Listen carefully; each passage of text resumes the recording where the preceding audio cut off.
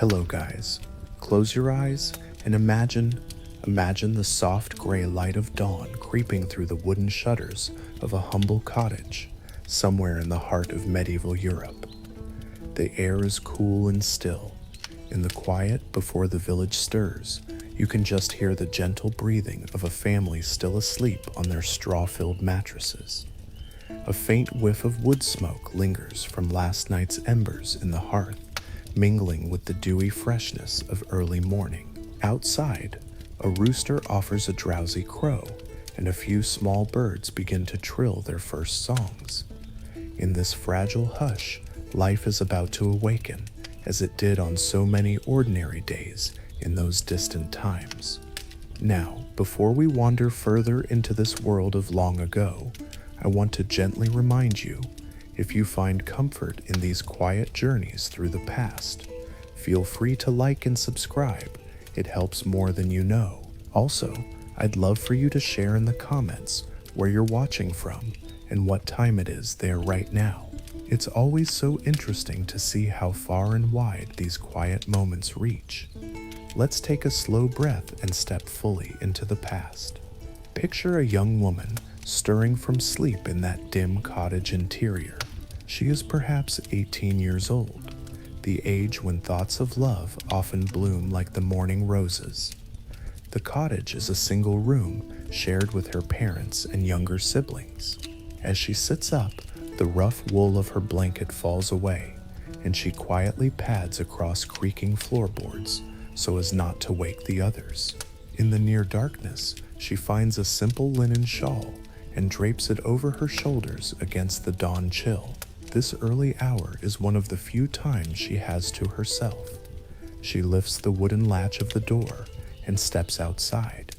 The world is painted in shades of blue and mist. The grass is wet beneath her leather shoes as she walks a familiar path toward the village well. In her hand, she carries an earthen jug to fetch water for the household. The well is not far, just beyond a cluster of timber-framed cottages like her own, with thatched roofs still glistening with dew. As she approaches, she notices she is not alone. Another early riser is there, drawing up the bucket, a young man about her age, broad-shouldered from long days plowing the fields with his father. He too came to fetch water at first light. They exchange shy, gentle smiles, nothing more at first. Here in the open, under the pale sky, even a smile can feel bold. The young man greets her softly, voice barely above a whisper so as not to break the morning calm. She murmurs a greeting in return. In truth, each knew the other might be here.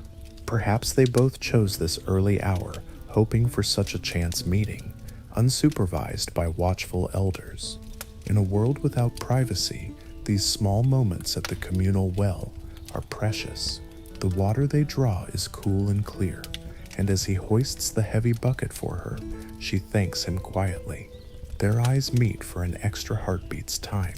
His eyes are as gray-blue as the dawn, she thinks, and he notes the way a loose strand of her hair catches the morning light. In those brief glances, a world of unspoken feeling passes between them. All around, the village still slumbers, save for a distant bleating of a goat and the soft roar of a mill wheel turning by the stream. She knows that soon the day's work will begin. Her mother will stoke the fire, her father and brothers will head to the fields or workshop, and there will be little chance to speak freely. Here, by the well, they have only a minute or two. Gently, he asks if she will be going to the market fair on Sunday after church. She nods, lowering her eyes with a smile that is both eager and modest. Perhaps, he ventures, they might walk there together with the others from the village. At this, her heart flutters, but she simply says that would be nice if her parents agree. Already footsteps crunch on the path nearby, another neighbor approaching for water. Quickly, the two step a little apart. They must be careful. Tongues in a small village wag easily. A flushed hello is exchanged with the newcomer, and our young woman wraps both hands around her jug now brimming full. The young man offers to carry it to her door, an innocent courtesy. She hesitates, but at a respectful distance with the neighbor close enough to see it should cause no scandal. She allows it, thanking him softly. Together they walk back through the still sleepy lane, past gardens of herbs and late summer sunflowers nodding with heavy heads. Each step is slow, deliberate, as if stretching time. She asks after his family's health. He asks how her bread baking is coming along. Simple, ordinary village talk. Yet every word is tinged with a tenderness, a hope that perhaps these small morning encounters might grow into something more. At her cottage gate, he gently sets the jug down. From inside comes the faint sound of her baby brother, stirring with a whimper. Their eyes meet once more. "Until Sunday," he whispers. "Until Sunday," she replies, the hint of a smile on her lips. And then he is off, striding back to his own chores, and she slips inside just as her mother is rising. The day has begun. In such quiet moments, love in medieval times often took root, like a wildflower, finding a crack in the stone. Daily life was filled with toil and routine, and for most people, common villagers, farmers, tradesfolk, romance had to weave itself subtly into the fabric of work and duty. There were no grand staged dates or online encounters, no swipes or speed meetings, only the gentle rhythm of everyday life, providing windows of chance. A morning trip to draw water, a shared task at harvest time, tending sheep on the same hillside, or kneading dough beside a friend at the communal oven. These were the chances young hearts seized to exchange a soft word, or merely a knowing glance. Neighbors, of course, took notice of everything. In a village of a few dozen families, everyone's comings and goings were as familiar as the pattern of the seasons. A girl lingering a moment too long, chatting with a lad by the baker's door, would be noted with raised eyebrows and perhaps whispered about kindly or otherwise. Parents might gently steer their children toward or away from certain matches, mindful of a suitor's reputation, skill, and the prospect of a good livelihood. Mothers would gossip by the well or in the market square. "Did you see so-and-so's son carrying so-and-so's daughter's water jug this dawn? Perhaps a marriage might be brewing?" Such talk was natural and not unkind, but for the young couple, it meant every public exchange had to be measured, discreet. The community as a whole played the role of chaperone in these small settlements, for better or for worse. At the same time, neighbors and kin were also the ones who helped love along. A well-meaning aunt might contrive reasons for a hard-working but shy niece to deliver fresh bread to a bachelor farmer. A friend might pass a message between sweethearts when strict parents kept them apart. Families arranged gatherings at harvest feasts or on holy days where young people could meet in groups, laughing and dancing under watchful but benevolent eyes. In the medieval mindset, marriage was as much a union of families and practical matters as it was of hearts, especially among those of higher status. But even humble folk knew that affection and companionship made the harshness of life more bearable. So the community both guarded and gently guided budding romances, keeping them within accepted bounds, yet giving them soil to grow. Now imagine the scene later that morning, once the sun has properly risen and warmed the thatch of the cottages. The small village comes alive with activity. Smoke curls upward from many hearths now, carrying the scent of porridge and baking rye bread. Children shriek and scamper after a stray hen in the lane. Our young woman from before stands outside her home, kneading dough in a wide wooden trough set on a stool. Flour dusts her hands. Across the way, she can see the young man from the well loading a cart with sacks of grain. His father is harnessing the plow horse. They exchange a furtive glance across the bustle, both remembering the softness of the dawn they shared, and then each returns to their chores, cheeks a touch warmer. In a larger town or city, the start of day would sound a little different. Church bells tolling the hour, perhaps, and the clatter of merchants opening their shutters to display wares. Imagine a medieval town square just after sunrise, cobbled streets still damp from night mist, apprentices sweeping the doorstep of their master's shop, and vendors pushing carts into place. Here, too, opportunities for youthful flirtation hide in plain sight. An apprentice baker might catch the eye of the silversmith's daughter when she comes to buy a loaf for her family's breakfast. Maybe each morning he sets aside the finest bread roll for her, brushing it with a little honey if he can spare it. She arrives with her basket, dressed in a simple but well-mended gown, perhaps with a ribbon in her hair that he suspects she wears just to please him. They trade smiles as he wraps the warm bread. Beneath the polite exchange, "Good day to you," and "to you," lies a tenderness that makes the mundane errand the brightest moment of their day. Their fingers might brush ever so lightly as he hands her the loaf, a spark quickly gone yet lingering in their thoughts. But in town, as in the village, people watch. The baker's older sister notices his eagerness and teases him later in private, warning him not to be foolish. After all, the silversmith is a wealthy guildsman and might not approve a match with a mere baker's boy. The sister means well. She doesn't want her brother's heart broken or his future jeopardized. Status and money could erect walls even where hearts felt none. Perhaps the young woman's family has their sights on marrying her to another established artisan's family. The realities of trade and guild alliances might determine her fate more than her own quiet smiles at the bakery. Yet the two continue to steal their moments amid the morning commerce, hope flickering like a candle shielded against the wind. Whether in a sleepy hamlet or a bustling walled town, the dance of courtship in medieval times often began in these prosaic settings. Life was lived publicly, communally. Houses were small and families large. Privacy was scarce. One's reputation was a public treasure or a public ruin, and so every glance, every word exchanged between a young man and woman carried weight. Still, human nature found a way to express itself. A young man might help lift a heavy bundle for a girl at the market stall, just to see her smile and to let others see his good character. A girl might stitch an extra bit of colored thread into her kerchief and hope he notices her attempt to look fair for him. Each knew that if fortune favored, these small meetings could blossom into a promise to wed when the time was right.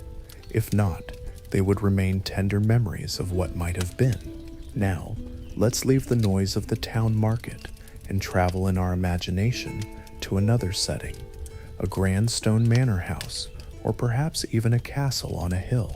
The sun is higher in the sky now, lighting up the latticed glass windows of the great hall. Inside, a young noblewoman sits by an arched window embrasure, gazing out over the courtyard where men-at-arms drill with wooden swords. She can hear the distant ring of metal on metal as knights and squires practice their fencing in the yard. But her mind is elsewhere as she absently twists a ribbon between her fingers, a ribbon that was given to her secretly by a suitor not long ago. In her world of high walls and high expectations, courtship follows a more prescribed path, yet it is not without its own romance and intrigue. She is perhaps the daughter of a baron, well-born and well-guarded. By this age 16, maybe 17, her parents are already considering potential husbands among the sons of other noble families. A marriage here is a matter of alliance, property, and dowry as much as affection. And yet even a young lady used as a pawn in dynastic plans has a heart that dreams. The ribbon in her hand is a deep crimson silk, a costly thing. It was not originally hers. Some weeks passed during a summer tourney hosted by her father. A knight in shining armor rode into the lists bearing her favor, a favor she never officially gave. She recognized him as he tilted against his opponents, a childhood friend, now grown tall and broad-shouldered in his armor, the pennon on his lance streaming her colors. Before the joust, He must have bribed one of her ladies-in-waiting to fetch something of hers, perhaps a discarded ribbon from her hair or gown. Indeed, one of her favorite ribbons had vanished mysteriously from her chambers a day before. When she saw it tied proudly to his arm as he saluted the stands, her heart leapt and her face flushed rose red. No one else probably knew it was hers, but she knew, and he knew, she knew. With every strike and clash in the tourney field, she felt her heart pounding. He fought brilliantly, not just for glory, but to honor her. In the end, he won the tournament, and bold as anything, rode his horse right up to the viewing stand. Doffing his helmet, he revealed a sweat-streaked but beaming face. With all the court watching, he politely requested a token from the lady whose favor he bore, so that he might treasure it, always. An audible murmur went through the noble onlookers. What lady was this, who had given her favor unofficially? She was mortified yet exhilarated. Her father's stern gaze was fixed on her, but what could he do in that charged moment? With trembling hands, she removed a glove, fine dawskin embroidered with tiny pearls, and leaned forward to drop it into the knight's waiting hand. The glove was small and light, but in that world it might as well have been a gauntlet thrown at her father's feet, declaring that her heart had made a choice. The knight pressed the glove to his chest with a flourish, thanked her in a loud, clear voice, and rode off amid cheers. That evening, the household buzzed with gossip. The daring knight was a landless younger son, charming, but with little to offer except a well-respected name and his skills at arms. Hardly the match her father wanted for her. She, the young lady, was scolded in private for encouraging him, though truly she had done nothing but be kind to an old friend. Servants whispered of the spark they had seen between the two. The ladies-in-waiting sighed at the romance of it all, but also warned her that she must be careful. Yet as she sits by the window now, turning that crimson ribbon over in her fingers, she cannot help but smile softly.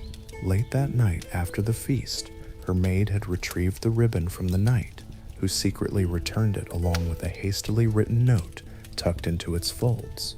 In the note, he professed his admiration and apologized if he caused her any trouble, saying he could not waste the chance to declare himself, for he would soon ride to war or to court service far away. Reading those lines under the flicker of a solitary candle, her heart ached with a sweet pain of longing.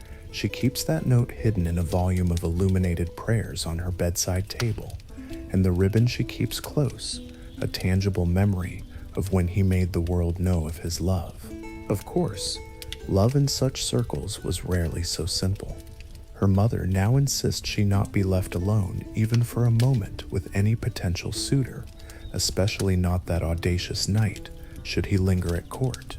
A chaperone, typically an older lady of impeccable reputation, accompanies her everywhere at social gatherings. When the young knight came to take his formal leave, a few days after the tournament, setting off to earn his fortune and impress her father if he could, she stood in the hall flanked by two stern ladies and her own brother at her side. The conversation was polite and brief. Custom dictated there be no open talk of feelings. He bowed, she curtsied. He thanked her father for the hospitality and promised to send word of his victories in the king's service. Her father nodded coolly, and then he was gone. The only hint of intimacy allowed was when she offered him a small token for luck, a tiny brooch shaped like a crescent moon, which she unpinned from her gown. As she placed it in his palm, their eyes met just for a second.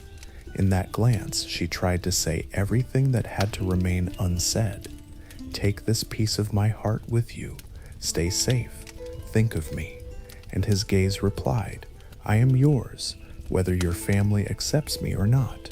I will strive to prove worthy of you. He clenched the brooch tightly and bowed once more, unable to speak freely. She watched him stride out into the sunlit courtyard, mount his horse, and disappear beyond the gatehouse. Only when he was out of sight did she allow a single tear to fall onto the stone floor, a tear no one saw except perhaps one soft-hearted lady-in-waiting who quickly offered a reassuring squeeze of her hand. Such were the constraints for noble lovers. Their every move was under scrutiny, by family, by servants, by the entire courtly world that thrived on intrigue and rumor. A high-born maiden's virtue was guarded as carefully as a treasure of state. One scandal, one whisper of impropriety, could ruin not only her, but also tarnish her family's honor. So meetings were formal, letters were often delivered through trusted intermediaries, if at all, and any physical affection was delayed until marriage, if that marriage even happened. Yet within those boundaries, passion found its way to express itself in gestures, in tokens, in the poetry of the time. In fact, the medieval aristocracy developed a whole language of courtly love, refined and elegant, to dance around the strictures of propriety. Troubadours and minstrels wandered from castle to castle, singing of secret longings and star-crossed admirations. Imagine, in a torchlit great hall after supper, the company gathered to be entertained. The minstrels begin a slow, haunting melody on their lutes. Perhaps they sing a famous lay, a tale of a knight who has loved a queen from afar through many trials. The room grows quiet as the story unfolds in song of how the knight performs brave deeds to honor her, while she, bound by duty, can only reward him with a token and her silent prayers. Everyone listening feels the bittersweet pull of the narrative, for it reflects an ideal that many in the room know all too well. Love as a noble, self-sacrificing devotion, often unfulfilled, but spiritually elevating. Our young noblewoman sits beside her mother, appearing demure, but as the minstrel sings, her eyes wander to the empty seat where her knight might have sat had he stayed. She imagines him on the road, the moonlight glinting off the brooch she gave him. The song stirs her soul. She blinks away tears. All around, other lords and ladies murmur appreciation for the performance, some perhaps feeling their own old wounds or yearnings. Courtly love, they call this art of noble wooing. It thrives on poetry and discretion, on yearning glances and coded words. Publicly, everyone maintains decorum. Privately, in verses and letters, their hearts pour out.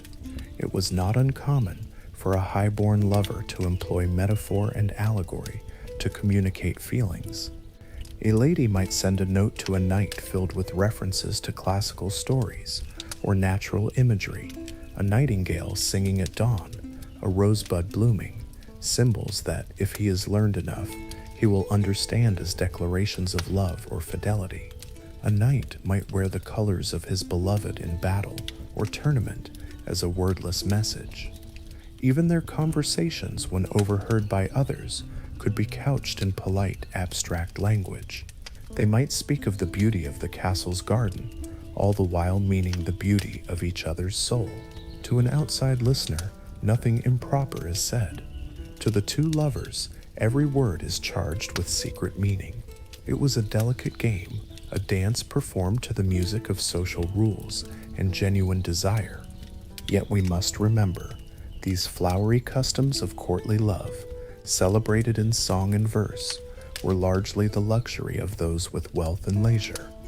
The vast majority of medieval people, peasants, villagers, townsfolk, had no minstrels crafting rhymes about their love lives.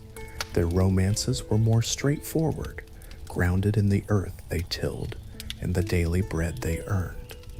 Still, that did not make their feelings any less profound. The human heart, after all, beats the same in a lord's chest as in a plowman's. Consider a simple farmer's son and a shepherd's daughter meeting under a hawthorn tree at dusk. There are no witnesses except perhaps a curious robin on a branch. The smells of evening are around them, crushed grass, sheep's wool, wood smoke drifting from distant hearths, and the faint sweetness of wild flowers closing for the night. They don't have the language of courts to articulate love in fancy phrases. He might simply say, in a low, earnest voice, "I'll work hard to make a good home for you if you'll have me." And she, heart-pounding, might reply with a tremor, "I know you will, and I'll be at your side if that's what God wills." They might seal this understanding as the sun sets, not with a kiss if they are very pious and cautious, for even kisses can be scandalous if one is not careful, but perhaps by holding each other's hands tightly, feeling the roughness of each other's calloused palms from work, a tangible sign that together they will build a life out of that same hard work. Yet even among such common folk, tokens and symbols had their place. A young man might carve a small charm from oak wood, a tiny heart or cross, and give it to his beloved as a keepsake when he has to travel to the next village or go with the Lord's levy for a season. A village girl might bestow a favor, just as grand ladies did, though hers could be a simple handkerchief she stitched herself, or even just a snippet of ribbon from her Sunday dress. How many such modest love tokens changed hands over the centuries? Many were lost to time, dropped along a wagon road, or buried with a lover who died too soon. On rare occasions, archaeologists uncover them, a medieval pewter badge shaped like a heart, dredged from the mud of a river where it fell long ago, or a ring of simple brass inscribed inside with joy sans fin, joy without end, found in a farmer's field. Each little object whispers a story. Two people who in their own small world felt something big and timeless and sought to hold on to it in whatever way they could. Think of the art and marginalia of those times as well. In the margins of old manuscripts, among doodles of fanciful beasts and twining vines, you sometimes find little sketches of courting couples. A monk copying a text might have illuminated a capital letter with the figures of a knight and a maiden exchanging rings, or scribbled a playful note about love in the corner of a page, perhaps remembering his life before the cloister. Even in prayer books, one might find a tiny painted scene of lovers meeting in a garden, or a poem in the vernacular scrawled in a spare blank space, lines of a lovesick troubadour's song, recorded by someone who couldn't get those verses out of their head.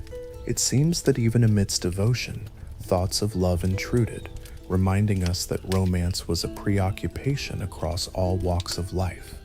As midday passes and the sun drifts westward, let us imagine now a different sort of meeting place, one that offered a rare semi-privacy in a crowded world. Picture a little churchyard in late afternoon. The church is a modest stone building, its bell tower casting a short shadow now.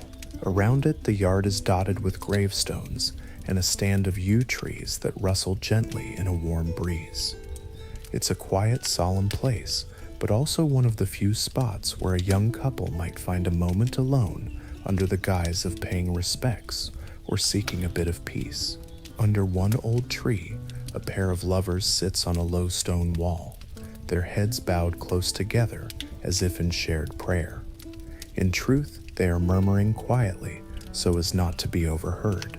This might be a pair of servants from the manor house stealing time together on the pretext of an errand to town, or perhaps a widow's daughter and a cooper's son who have an understanding but await parental blessing.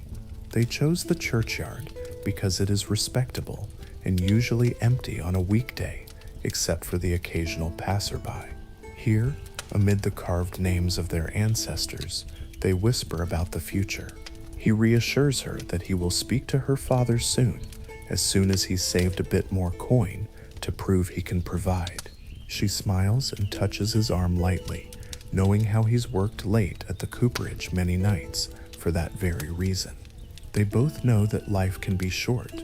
Too often they've seen young people taken by sudden illness or accident, so they are eager, yet they also fear rushing might anger her family. So they meet here in this place of hushed voices and promise each other that whatever comes, they will face it together. The sound of a distant bell for vespers finally pulls them apart. With a quick squeeze of hands and a final exchange of longing looks, they part ways, she to fetch something from the market before heading home, he to finish his tasks before evening. The churchyard falls silent again, holding their secret like a kindly confidant.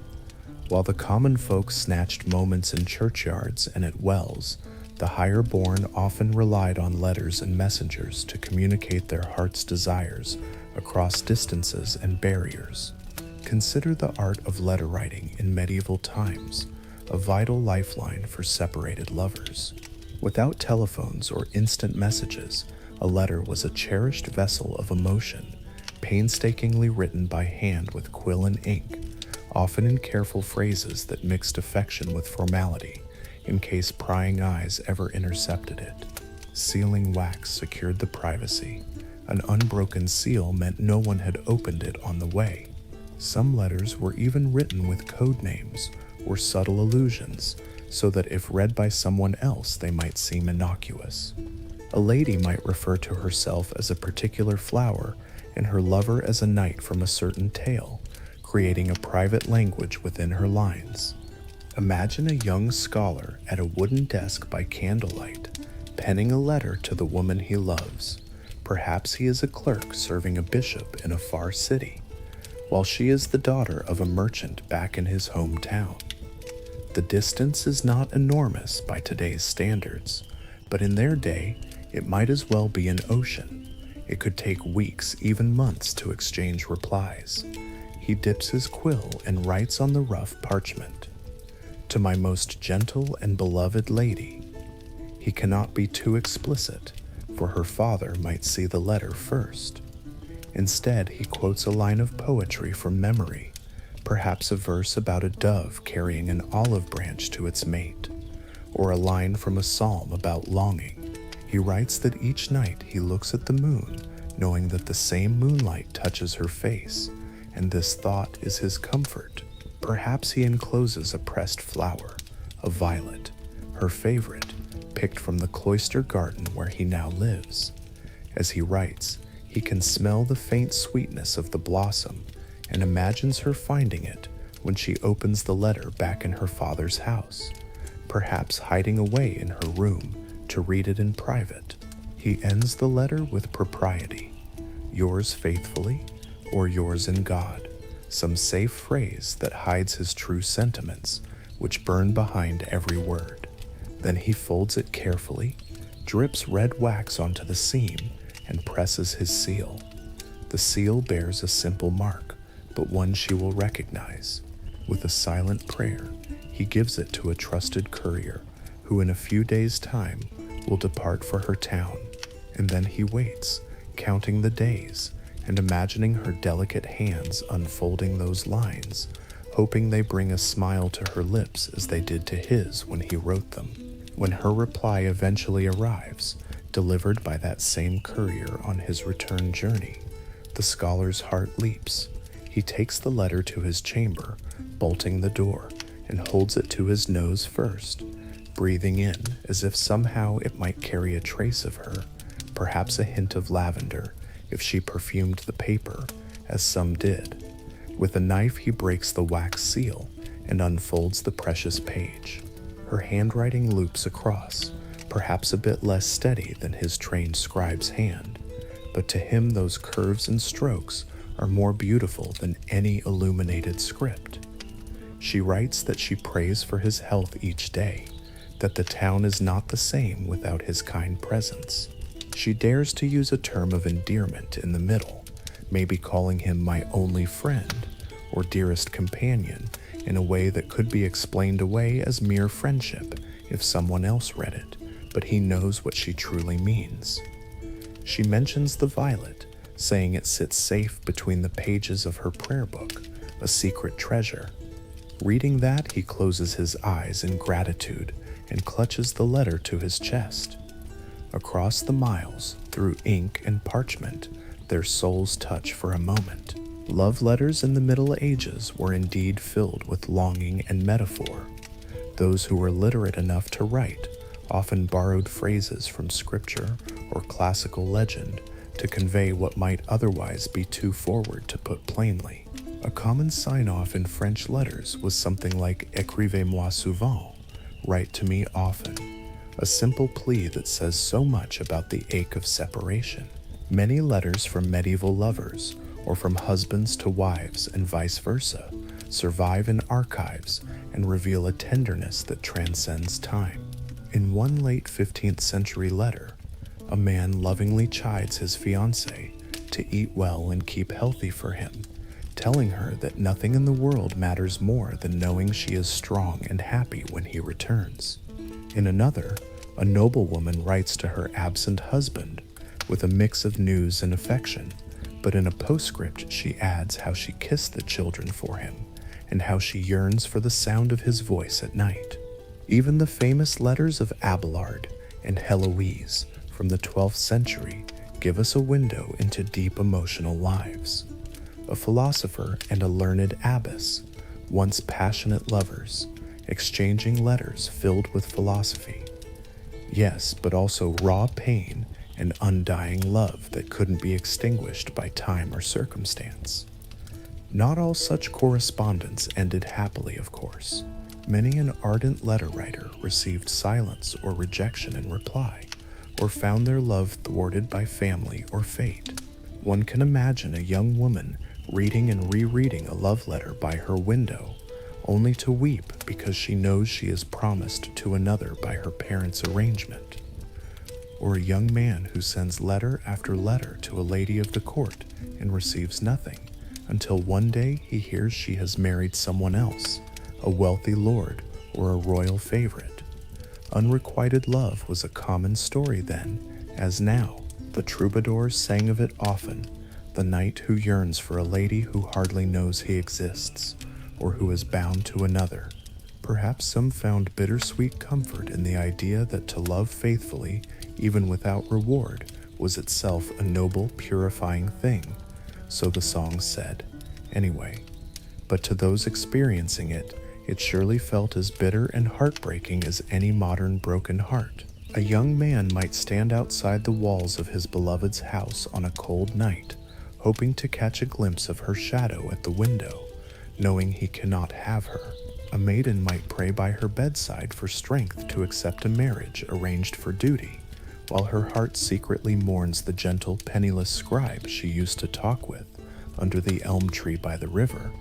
And then there were the secret languages of tokens and gestures lovers used when words were too risky. An exchanged token could speak volumes. A glove, for instance. To give someone your glove was to offer a promise of yourself in a way. Gloves came in pairs, and giving one glove implied the other half remained with the giver. Perfumed gloves were a luxurious gift. A man might treasure a lady's glove that still carried a trace of her scent, holding it to his face in private moments. Ribbons were another common token. A young woman might let her favorite ribbon accidentally drop for her beloved to pick up. A silent way of saying, "Keep this and think of me." Flowers, of course, spoke their own coded language. A red rose for passion, a white lily for purity, and perhaps a hint of "I dare not touch." Violets for faithfulness, a daisy for innocence. If a boy snuck a rose into a girl's apron pocket at the fair, and she later wore that same rose tucked into her braid at church, it was a clear sign that she returned his affection. We can imagine a pair of sweethearts meeting briefly on a forest path. He reaches into his pocket and brings out a small object wrapped in cloth. Her eyes light up as she unwraps it to find a brooch inside, a simple one made of pewter, shaped like a heart. He saved his small earnings to buy it from a traveling peddler. It's not costly, but it is precious to her because it came from him. On the back of the brooch, crudely engraved, are a few letters, perhaps their initials, or a short word like amor, Latin for love. With tears in her eyes, she pins it inside her dress, over her heart, where no one else can see, so she can wear his love secretly every day. Apart from objects, there were also coded gestures, especially in constrained environments, like a noble court or a formal celebration. The way a lady handled her fan or handkerchief could convey messages to an observant suitor. It is said that dropping a handkerchief in someone's presence was a signal inviting them to pick it up and speak, a convenient accident to start a conversation. Covering one's face with a fan might indicate disinterest or shyness, whereas touching the fan to one's lips could hint your words are sweet to me. Some of these signals come to us from later written codes of etiquette, and we can't be sure how widespread they were, but it's easy to believe lovers created their own private signs. A tap of the foot under the banquet table to catch his attention, a slight inclination of the head during the dance to signal yes, I will slip away to meet you afterwards by the chapel. Eyes themselves were perhaps the most eloquent language of all, what medieval poets called the eye beams of love.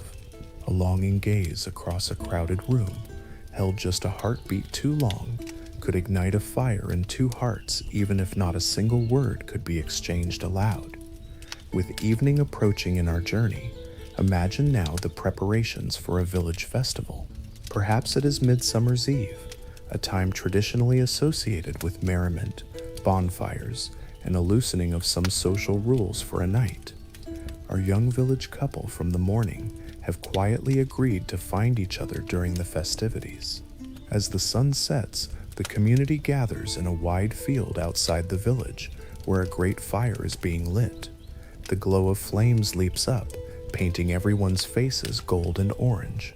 Children chase each other with squeals, and a fiddler and pipe player strike up a lively tune.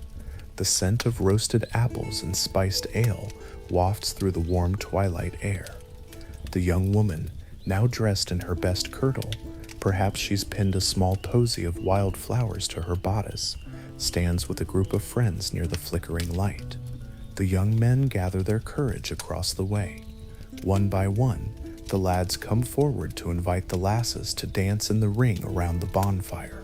Our young man approaches her, bowing a little awkwardly but earnestly, holding out his hand. She places hers in his, and they join the circle. Round and round they go, to the sound of folk songs that have been sung in that region for generations.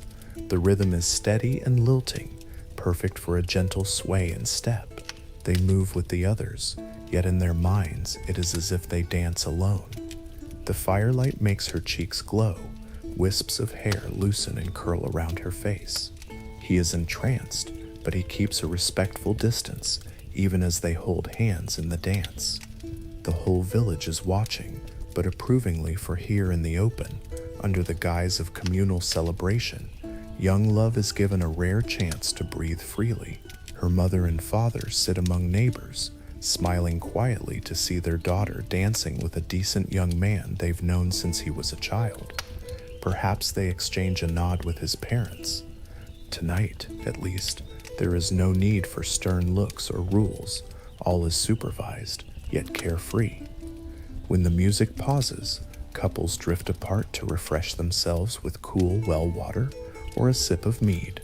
Our pair wanders just a bit away from the crowd, near an old oak at the edge of the field where it's quieter.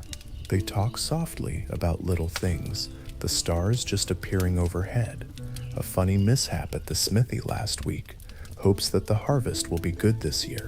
Underlying it all, their fingers remain loosely intertwined, each conscious of the warmth of the other's hand.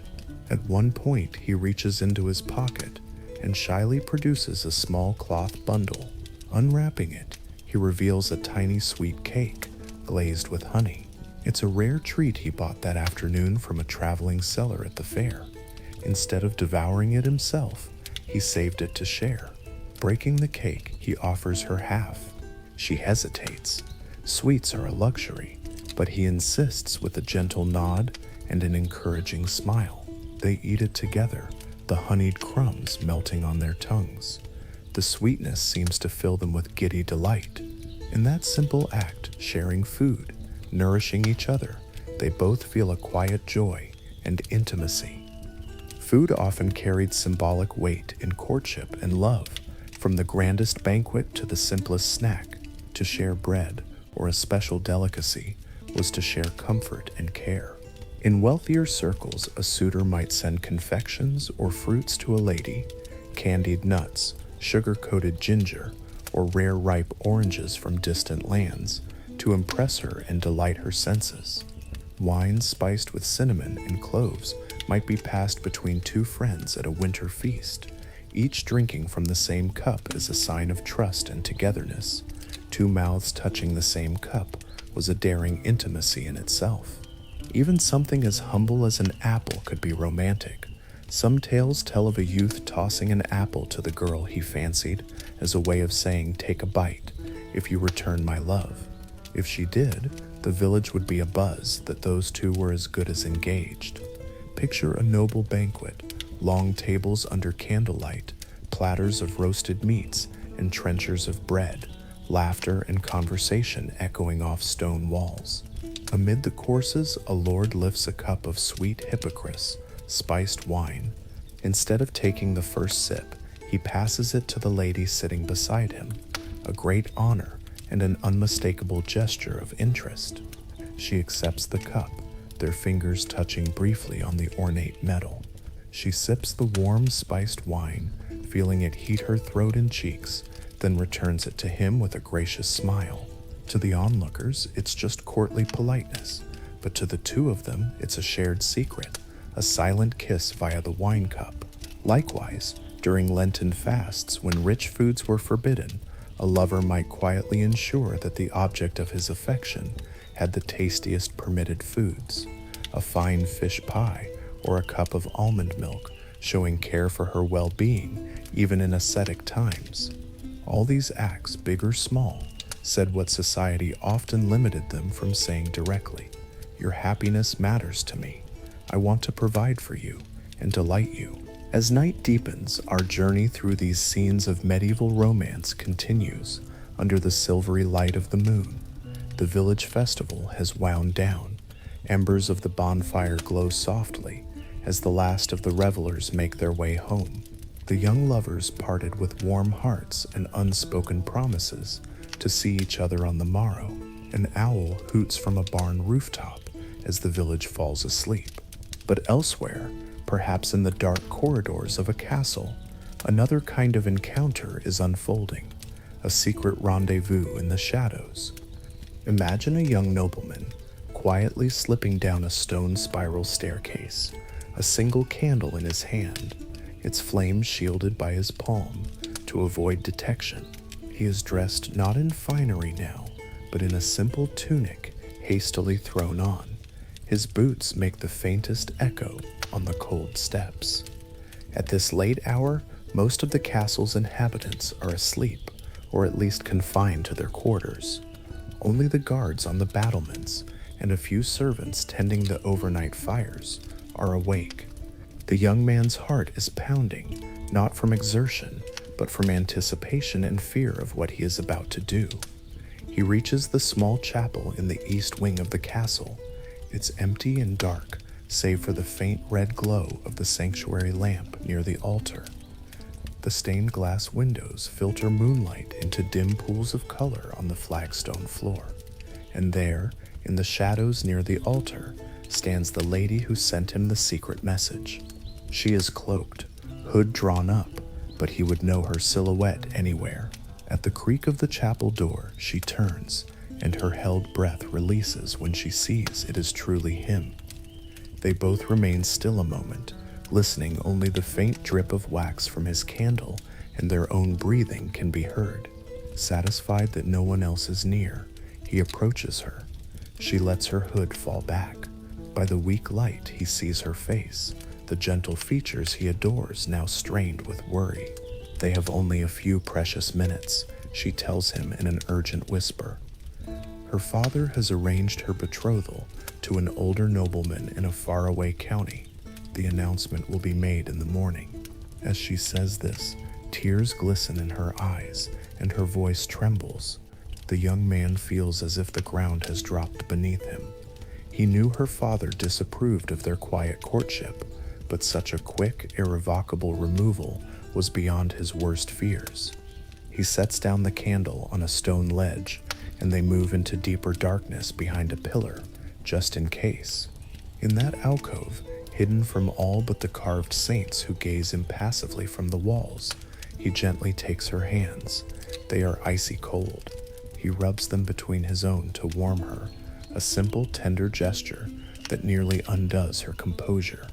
They have loved each other in secret for a year or more, exchanging letters via trusted servants, meeting at dusk in the herb garden when they could, conversing innocently in the hall by day with others present. Each had hoped that with patience, the family might soften, or that he might achieve something, military honor, royal favor, to earn a measure of approval. But fate has run out on them. She explains in halting words that by week's end, she'll be sent away to marry a man she has never met, a widower twice her age. She tries to sound brave, but a quiet sob escapes as she confesses she is frightened. At this, he wraps his arms around her, drawing her into a fierce, protective embrace. In the silence of that sacred space, propriety and fear melt away for once. She clings to him, her tears dampening the shoulder of his tunic. He whispers promises he isn't sure he can keep, vowing that he will find a way to stop the wedding, or that if she is taken, he will follow and find her, that their love is stronger than any walls or contracts. She pulls back just enough to look into his eyes, and in a broken whisper, asks, "Will you remember me?"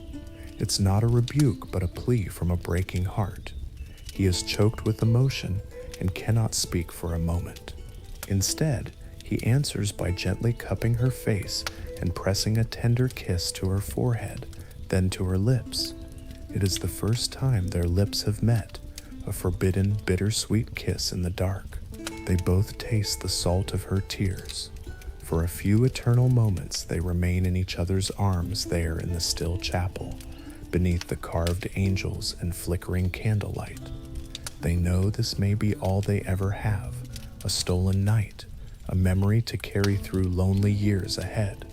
He slides a simple ring off his smallest finger, a plain silver band he's worn since boyhood, and presses it into her hand. "If ever you need me," he whispers, voice thick with sorrow, "send this ring to me. Wherever I am, I will come." She nods and closes her fingers over it, as though it were the Holy Grail itself. Then from around her neck she unfastens a delicate chain, upon which hangs a tiny wooden cross, a keepsake from her childhood. With trembling hands, she loops it gently around his neck. "Take this," she says softly, barely more than breath, "to remember me, a token before God of what we are to each other in our souls." He clutches the little cross, and for a moment they lean their foreheads together, eyes closed, as if praying or sharing one last silent conversation, heart to heart. With one final longing look, they separate physically, though their hands stay clasped until the last possible second. She slips away, down a side corridor toward her chambers, the faint swish of her gown, the only sign she was ever there. He retrieves his candle, wiping his eyes with the back of his hand, and makes his way back up the winding stairs to his lonely quarters. That night, he will lie awake till dawn, the wooden cross she gave him held to his heart beneath his shirt, as he whispers her name into the darkness. And she, in her bed, will silently weep until exhaustion claims her, the silver ring he gave her tucked tightly in her palm. Such heart-rending partings were not only the stuff of courtly romance tales, they happened all too often in a society where marriages, especially among the powerful, were transactions arranged above the young people's heads. Sometimes lovers ran away together, defying their families and risking everything, a desperate gamble. In some stories and records, they succeeded and made a life on the run or found sanctuary in a distant town. In others, they were caught and met with cruel punishments. A girl might be forced into a convent for the rest of her days, a boy cast out, or even slain in retribution for dishonoring a family. Those who submitted to duty carried a hidden ache through life. A noblewoman wed to a stranger might keep a faded letter of her first love locked away in a chest, taking it out only in solitude to read by candlelight, her tears spotting the old ink. a man married to secure lands might drift off in thought when his children play, recalling youthful summer days with the one he truly loved and lost. Yet personal love sometimes claimed victory, even in that world of duty. We have such a story from 15th century England. A young gentlewoman named Marjorie Paston, from an upwardly mobile family, fell deeply in love with Richard, the family's estate manager, a man of lower status whose family sold common goods like mustard and candles. Her parents forbade the match outright. They intended to arrange her a better marriage, but Marjorie and Richard were undeterred. With remarkable courage, they made private vows to each other without witnesses, essentially marrying themselves in the church's eyes, per verba de presenti, by words of present consent, and they even dared consummate those vows in secret. When this scandal came to light, her family erupted in outrage. Richard was promptly dismissed from their service and banned from the household. Marjorie was kept under strict watch, virtually a prisoner in her home, and plans were made to send her away to distant relatives to keep her apart from him. Letters the two tried to exchange were intercepted and destroyed by her mother, all but one that somehow survived to reach Marjorie's hands, in which Richard professed his undying love and sorrow at the chaos they had caused. Not willing to give up, Richard appealed to the Bishop of Norwich to validate their secret marriage. After an inquiry, the church did indeed rule that the couple's vows, spoken sincerely and consummated, made them husband and wife in God's eyes, however improper the circumstances. Marjorie's powerful family was furious, but they could not undo it. Under the bishop's guidance, Marjorie and Richard had a second public marriage ceremony to solemnize the union properly. For her disobedience, Marjorie paid a heavy price.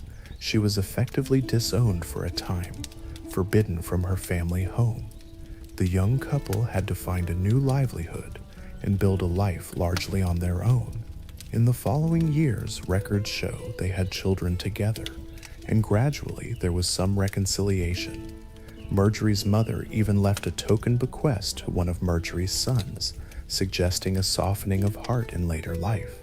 The Paston lover's tale shows that even within a system stacked against them, true love sometimes found a way, though not without hardship. One can imagine Marjorie and Richard in their modest home in Norwich, sharing a simple supper by the fire, catching each other's eye, and thinking, "We fought the world to be here together, and it was worth it." When a marriage did take place, whether a runaway love match like theirs, or a grand arranged wedding, it marked not an ending, but the beginning of a new chapter in intimacy. The wedding itself might be modest or lavish, but always meaningful. In a village, a couple might simply exchange vows at the church door after Sunday Mass, in front of the priest and a handful of neighbors, with a ring of gilded brass slid onto the bride's finger. Then all might share a hearty meal at the bride's home: meat pies, good brown ale, music from a fiddler under the open sky. In a royal castle, by contrast, a princess's wedding could be an event of state, with hundreds of lords and ladies in attendance, trumpets sounding, and feasts that lasted for days. Yet in both cases, come nightfall, the ritual of the wedding night awaited. There was a universally understood modest blush around this subject, even as jokes and ribald jests often flew among the guests. A common wedding song in England, "The Maiden in the Moor Lay," was essentially teasing the bride about losing her virginity that night. In many noble households, there was even a tradition of the bedding ceremony, where select guests would escort the newlyweds to their chamber, bless the bed, and then leave them with knowing smiles. Imagine a young bride, nervous and blushing, being led to a grand carved four-poster bed draped in embroidered linen, while older noblewomen chattered lightly and older men chuckled behind their hands. The door closes, finally leaving the couple alone, perhaps truly alone together for the first time. In a peasant home, the scenario was different but no less nerve-wracking.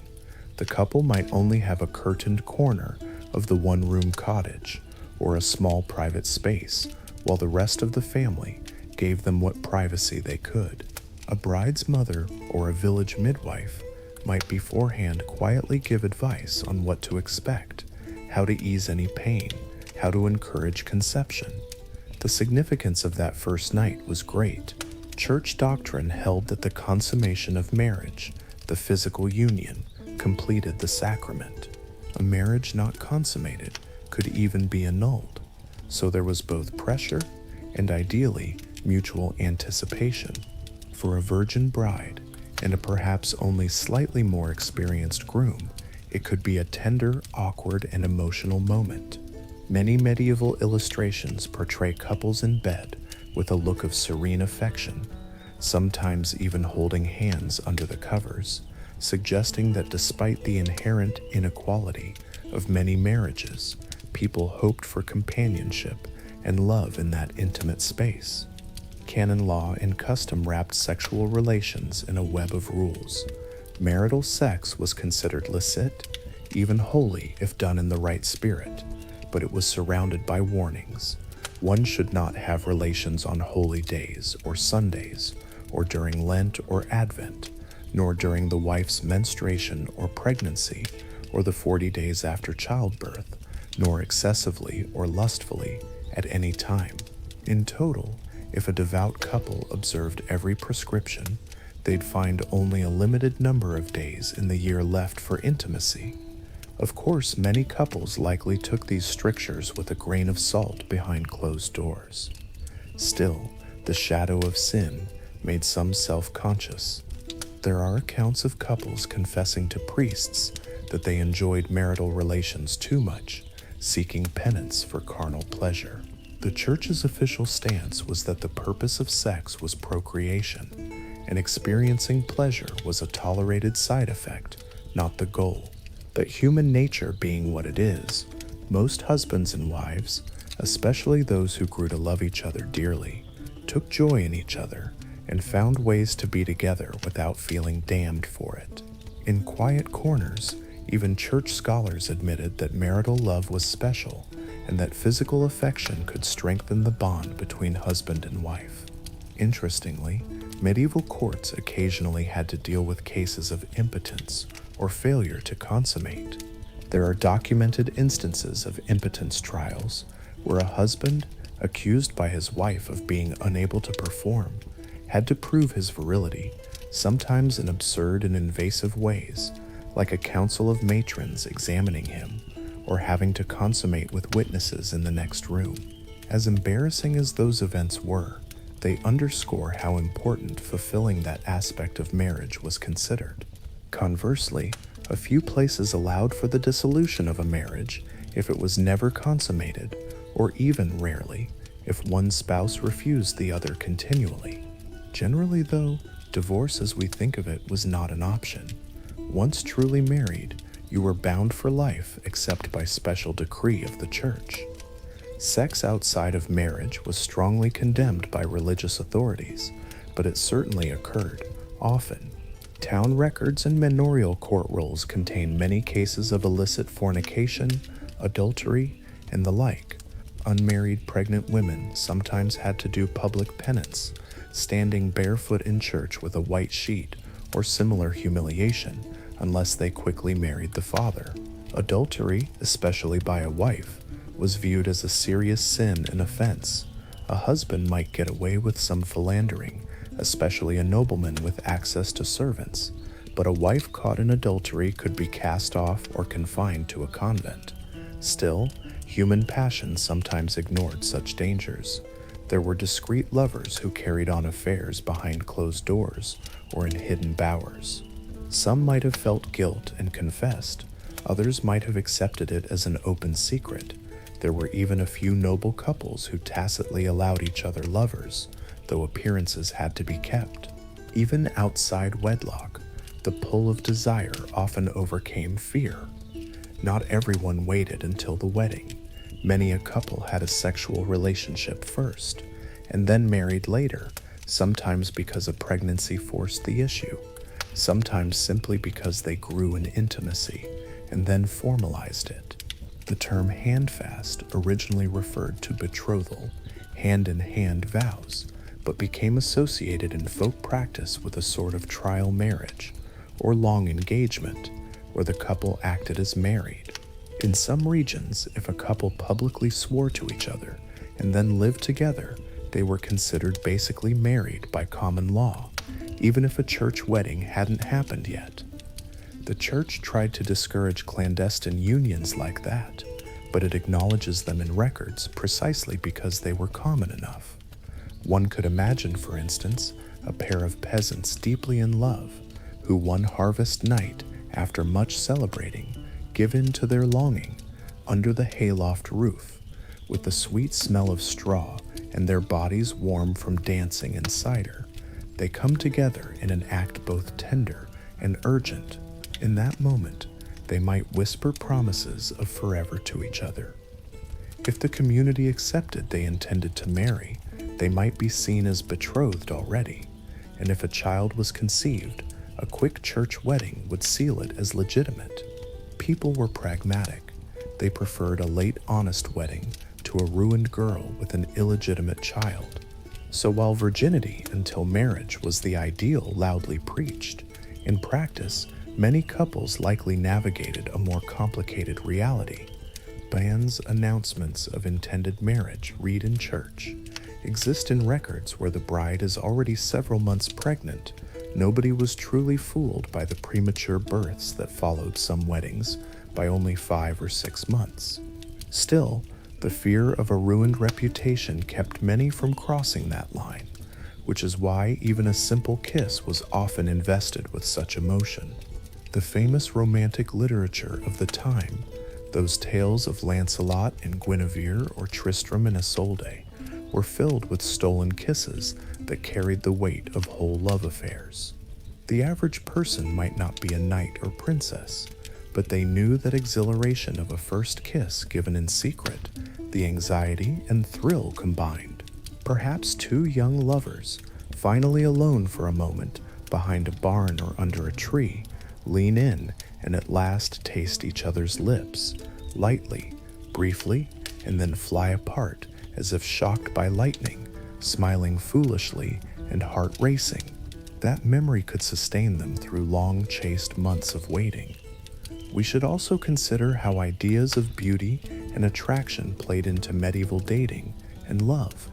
Beauty standards varied by region and period, but generally for women, a fair complexion was prized. Smooth, pale skin, untouched by the sun, was a mark of nobility, or at least a life of leisure. Many ladies went to lengths to maintain a pallor, even using powders of ground alabaster or wearing veils and hats outdoors.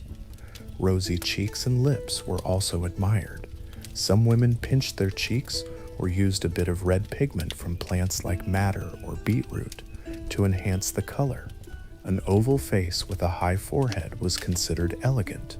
It was fashionable in some courts to pluck hair from the hairline or eyebrows to achieve that look. For men, height, broad shoulders, and a well-proportioned, strong body were lauded, essentially signs of a capable provider and protector. In literature, knights are often described as handsome, with thick hair, golden curls for the hero perhaps, and clear eyes, but real life was more forgiving. Scars from battle could be seen as honorable on a man. A touch of weathering from the sun was expected in a working man. Regardless of these ideals, love often bloomed based on proximity and affection rather than just perfect looks. Still, both men and women tried to make themselves appealing. A young woman might wear her best gown when she knows a certain someone will be at the market, and perhaps dab a bit of perfume, maybe oil of rosemary or rosewater behind her ears. She might arrange her hair in a braid with a bright ribbon, or wear a garland of flowers on festival days. Medieval people did bathe, albeit infrequently by our standards, and they valued cleanliness to the extent they could afford it. Communal bathhouses existed in towns, though these sometimes doubled as places of ill repute, if not careful. In villages, one bathed in rivers or tubs occasionally, and washed face and hands daily. Good smells were appreciated, herbs and flowers strewn on floors, sachets of lavender or sweet flag in clothes chests, and pomanders, balls of spices and resin, carried or worn. If a suitor could afford it, a gift of perfume was highly prized. Imagine the delight of a merchant's daughter receiving a tiny vial of violet water imported from Italy, or a noble lady gifted a lump of ambergris, a rare scent fixative, by an admirer. Quite the courtship gift. Grooming was also part of courtship readiness. Men kept their hair trimmed in styles of the day, short in some eras, longer in others, and might trim their beards neatly or be clean-shaven if that was in vogue at court. They might wear their best hat or feather, polish their boots, and certainly belt on a fine sword or dagger if they owned one, as a sign of manhood and status. Women took care with their hair. Unmarried girls often wore it long and loose or in simple braids to signify their maiden status, whereas married women covered theirs with veils or caps. But in private, a wife might still present herself with hair down in a lovely nightdress to charm her husband. One text from the 15th century advises wives to occasionally adorn themselves to maintain their husband's interest. Health affected romance too.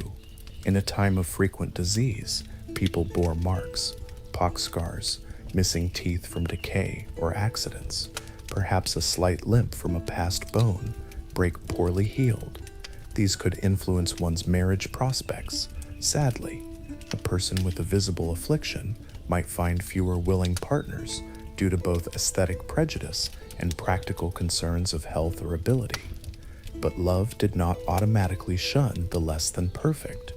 There are accounts, for example, of veterans of war who lost limbs but returned home and still married their sweethearts, their scars worn as badges of honor.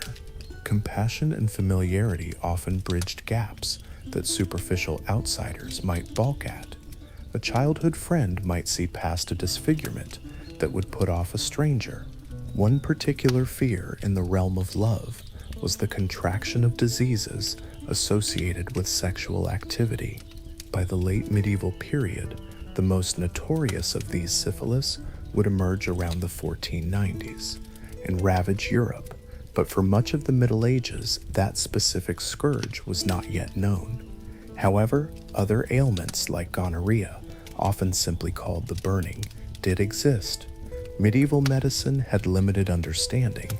Such diseases were often lumped under broad terms like Venerean fire and were treated with herbal decoctions or sometimes mercury compounds, which could be as deadly as the disease.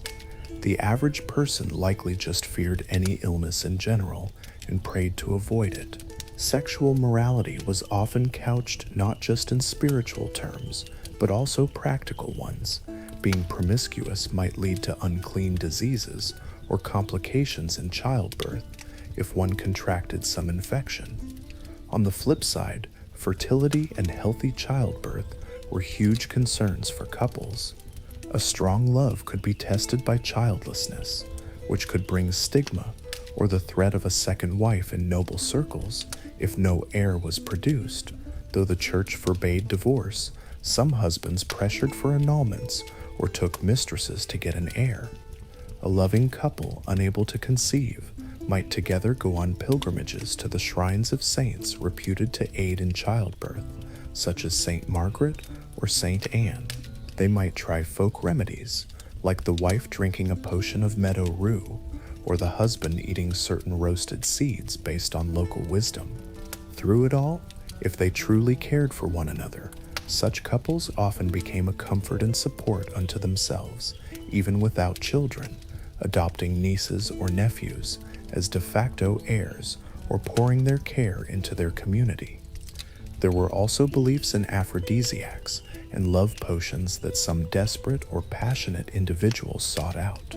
Love potions appear in legends, Tristan and Isolde famously, and in real life one could find recipes in grimoires, mixtures of herbs, spices, wine, and sometimes odd ingredients like ground animal parts meant to inspire love or lust.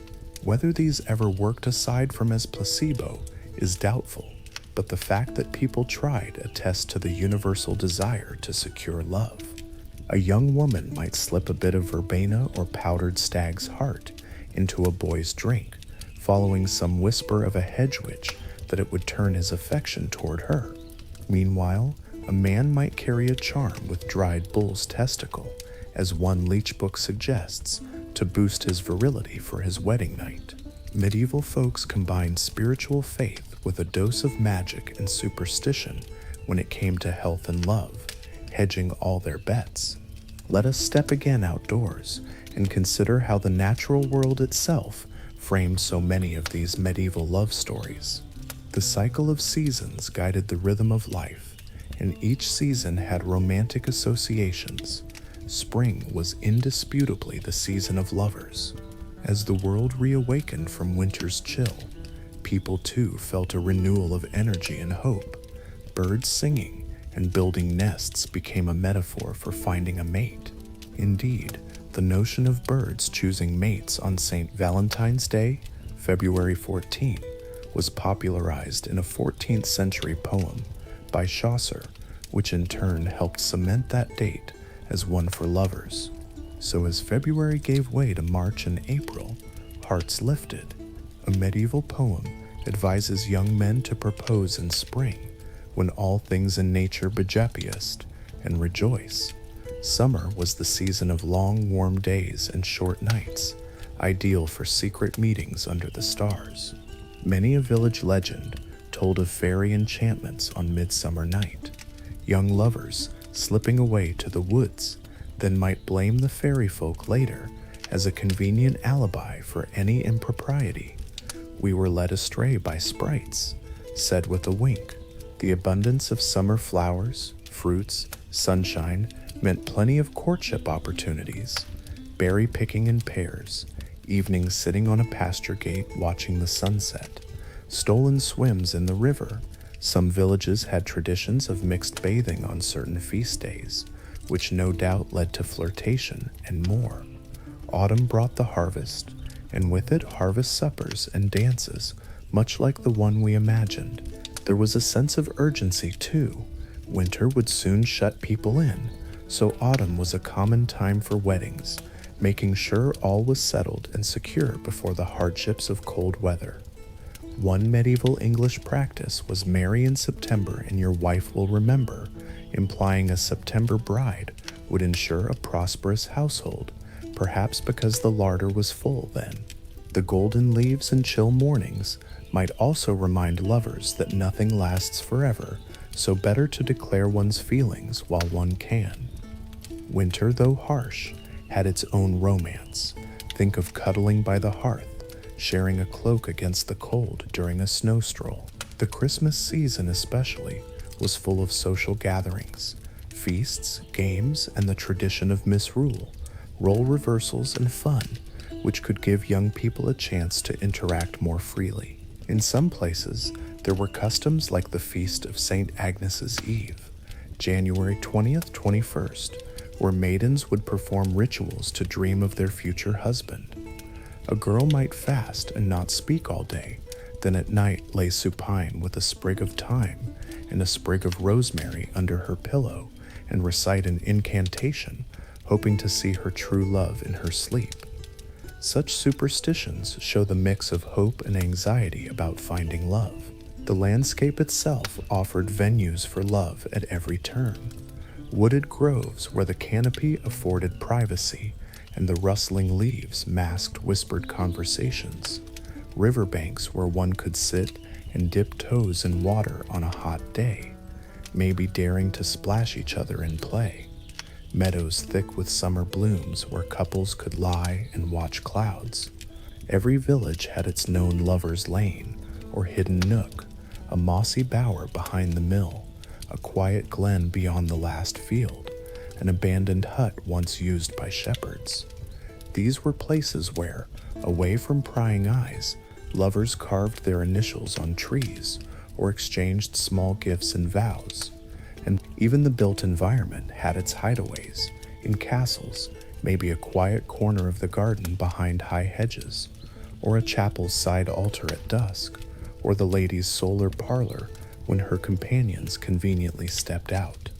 In towns, narrow alleyways, or the shadow of a city gate at twilight could conceal a rendezvous, as could the busy anonymity of a marketplace crowd if two people slipped behind a stall for a moment. Now let's not forget to draw in the tapestry of senses one more time. The sounds of medieval romance were subtle but ever present.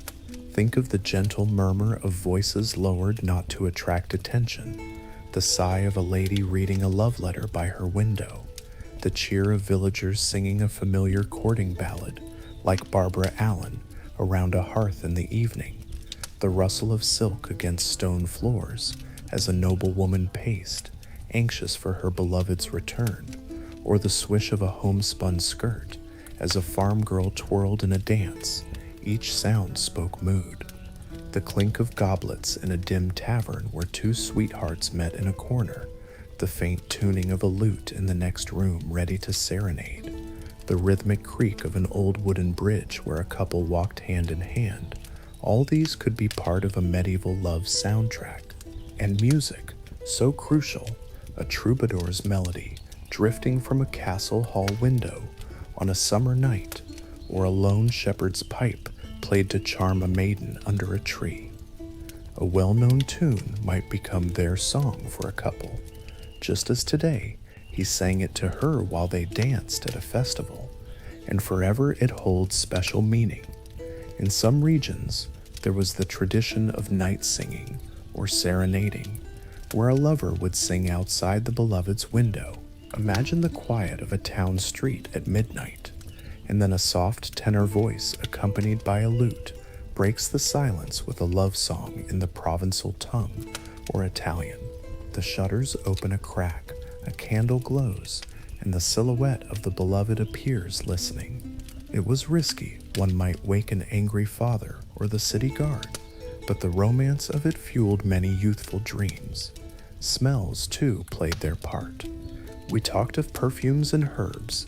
Add to that the ambient sense of life that could attach to memory. The leathery horse sweat smell of the stables might forever remind a lady of a secret kiss stolen there with a knight before he rode off. The incense drifting in a chapel might recall for a monk the scent of his sweetheart's hair when they embraced to say goodbye as he left for the cloister. The sea breeze and salt might to a sailor's wife smell like both hope and fear, the return of her husband or the risk of losing him to the waves. A particular perfume, say rose attar, could be a signature of someone. In Romeo and Juliet, though Renaissance, Romeo says a rose by any other name would smell as sweet, meaning her essence is more than her family name. In medieval times, a suitor might literally send roses to announce his love, their fragrance carrying his message. The touch and texture of love were perhaps the most immediate, a rough hand becoming gentle when it caresses a cheek, the softness of fine linen given as a token from her to him, maybe a personalized embroidered handkerchief to wipe his brow in battle. A lady of rank might be used to velvet and silk, but cherish a crude wool scarf her beloved made for her because it carries his labor and scent. Conversely, a peasant boy might find his heart pounding when he first touches the delicate smoothness of a noble girl's velvet sleeve, or the cool softness of her hand, so different from his own toil-worn skin.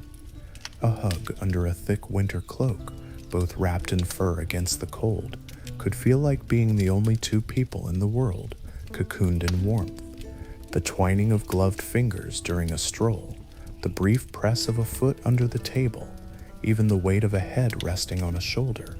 These small touches fueled affection in a world where overt physicality was often restrained. Through every sense, love found expression.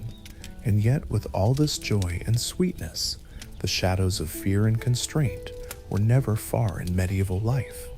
A constant risk of gossip, scandal, and the harsh judgments of society loomed. We've seen how a lady had to guard her name, how a wrong move could send ripples through a whole community. Family oversight could be stifling. An overzealous father might lock his daughters away from any man's gaze until a suitor of his choosing arrived. Chronicles tell of princesses kept in seclusion or watched by stern duennas, governesses. Even in humbler homes, an older brother might be assigned to escort his sister everywhere to keep her out of trouble, or a widow might keep her only daughter constantly by her side at the market, never letting her walk alone. Chaperones varied from loving and understanding to downright oppressive. Some might wink and allow a bit of harmless talk. Others would scold a girl just for smiling at a young man. It's no wonder that lovers became adept at subterfuge, bribing a maid or page to relay messages, making friends with a sibling or servant who could help arrange meetings. Even using the cover of religious duties, for example, meeting at church under the pretext of confession or prayer, since going to church regularly was expected and allowed even for sheltered girls. Looming large, too, were the bigger dangers: war, plague, famine, and political unrest that could tear lovers apart without warning. A couple in a border village might find their lives upended when armies passed through, the boy conscripted or killed, the girl's home burned. The mid-14th century Black Death famously killed perhaps a third of Europe's population. Think of how many betrothed couples were split by sudden death, how many marriages ended almost as soon as they began. A young bride in 1348 might wake with a slight fever and be buried with her wedding dress by week's end, leaving a distraught young husband behind. Or a groom returning from a trip finds half his village gone and his beloved's grave fresh. The shadow of mortality was always there, lending urgency to love, but also fear. People coped by faith, believing if not united here, they'd meet again in heaven, where pure love endures. This was a common consolation in letters. If God wills, we shall meet again in this life. But if not, may we be joined in the next, where no separation can come. Such words were not mere sentiment. They were the lifeline for many hearts. Secret lovers had to maneuver under all these constraints. We saw an example with Marjorie Paston and her Richard maneuvering around family. Others might find cunning solutions like communicating through third parties. A friendly priest who disagreed with an arranged match might carry messages between the true lovers under guise of pastoral visits, or a tavern hostess could be a conduit, allowing a pair to meet disguised in the bustle of her inn. In some cities, certain places became known as relatively safe for covert trysts, like the public baths or gardens, because everyone there minded their own business. Still, every such meeting carried the thrill of risk. Part of what made secret romance so intoxicating was exactly that risk. Each touch or word stolen felt doubly precious for the danger of it. Now, let's consider the deep currents of longing and loss that often ran through medieval love stories. Because life was uncertain and travel slow, lovers often found themselves apart, yearning across distance. A knight on crusade might be gone for years, with only the memory of a veil his lady gave him to comfort him on lonely nights in a foreign land. A merchant's wife in London might anxiously await her husband's return from a trading voyage to Italy, staring each evening at the empty road or harbor, humming the lullaby he used to sing. They would write if they could, or send regards through others, but mostly they waited. Patience was not just a virtue, it was a necessity. Think of the ache of a waiting lover, each day opening with a sigh, each night closing in lonely prayer. Some medieval songs capture this well, haunting refrains of how long the road, how wide the sea, between my love and me. Women especially, whose role was often to stay home, became emblems of faithful waiting, like Penelope of old. But men too pined. One finds poems of men counting the days and composing songs to vent their longing. When separation was enforced by permanent barriers, like class or vows, the longing took on a spiritual quality. The story of Abelard and Heloise comes to mind. Star-crossed lovers turned monk and nun who could only share love in letters and in their philosophical and spiritual connection, heartbreaking letters that still survive, revealing how Heloise never stopped loving Abelard, even as she ran a convent, and how Abelard, despite urging her to focus on God, admitted she was ever in his soul. Such love endured despite complete physical separation. And then, inevitably, there was loss. Many romances ended not at the altar, but with one party's death. Life expectancy was shorter. War, childbirth, disease, all claimed lives and youth often. A widow or widower in their 20s was not uncommon. Mourning customs gave some outlet for grief. One might commission a memorial mass or donate to a church for prayers for the departed soul. Some wore mourning dress, black or muted colors for extended periods, and in their hearts they kept the love alive through memory and tokens. Perhaps a widower would continue to wear his late wife's ring on a chain around his neck, or keep her shawl because it still smelled of her, occasionally burying his face in it on particularly lonely nights. A young woman who lost her betrothed in battle might retrieve a lock of his hair or a piece of his cloak from his effects and treasure it, or even have it buried with her when her time came, reuniting them symbolically. The role of remembrance in love was significant. Many medieval poems and epitaphs speak of how true love never dies. They believed in praying for their loved ones who passed, and in asking those departed loved ones to intercede for them with God, as if love created a bridge even beyond the grave. A poignant example is how often tomb effigies of married couples from the Middle Ages show them holding hands in stone, lying side by side for eternity. One can see such monuments in old churches, a knight and his lady, carved in cold marble, fingers entwined, conveying that even in death their bond remains. Through all the scenes of joy and trial we've explored, one constant emerges: the endurance of affection. Whether it was young villagers giggling at the fair, nobles writing secret poetry, spouses sharing quiet understanding after decades together, or lovers separated by fate but united in heart, love provided solace and meaning. In a world that could be brutish and short, love was a beacon of comfort, a reason to persevere through hard labor, a balm for the soul amid religious austerity, a glimmer of hope on a sickbed, a gentle memory to cling to when alone. Stories abounded to encourage lovers in patience and fidelity.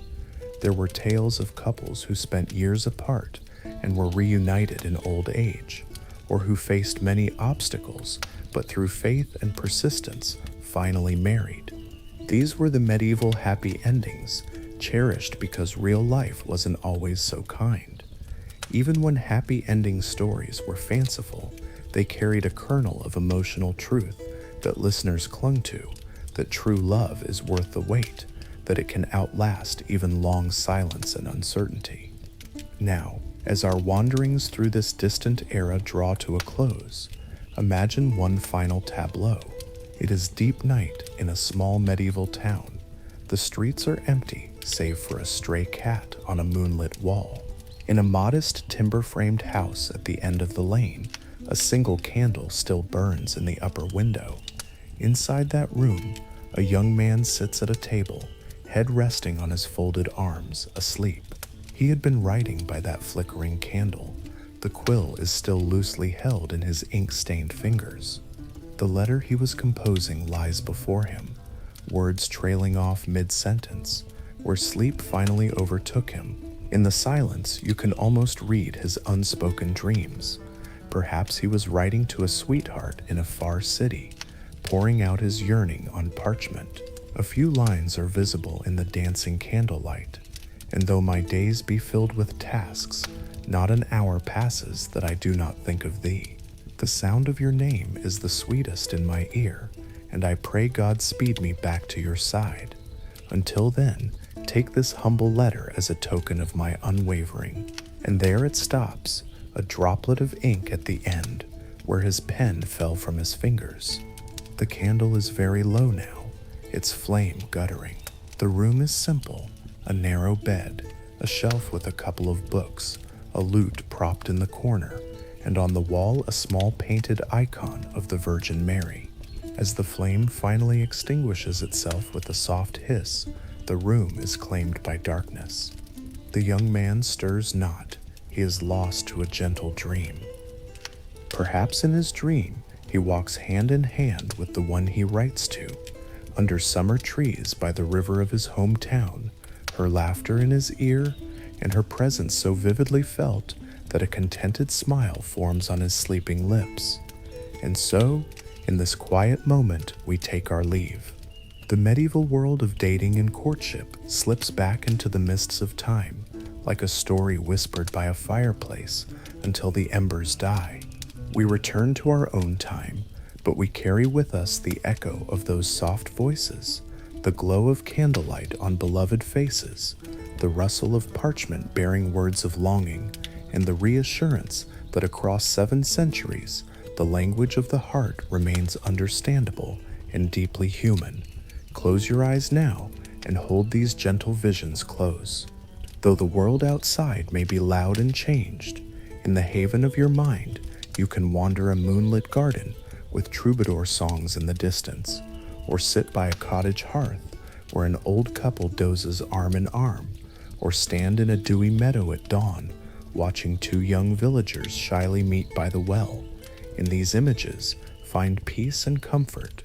Let the last thoughts before sleep be kind and hopeful. Love, quiet, patient, faithful love, has been with us through all of history's long night, like a steady candle that never fully burns out. Its forms may change, but its essence endures. Even now, as you drift into dreams, somewhere a medieval lover drifts with you in spirit, humming a lullaby of long ago. Good night. Sleep well, dear friend, cradled in the timeless, universal warmth of love. May your dreams be sweet and your heart be light. You are part of this great human story too, and you are never truly alone. Across time and memory, quiet voices and gentle hearts keep you company in the dark until the dawn comes again.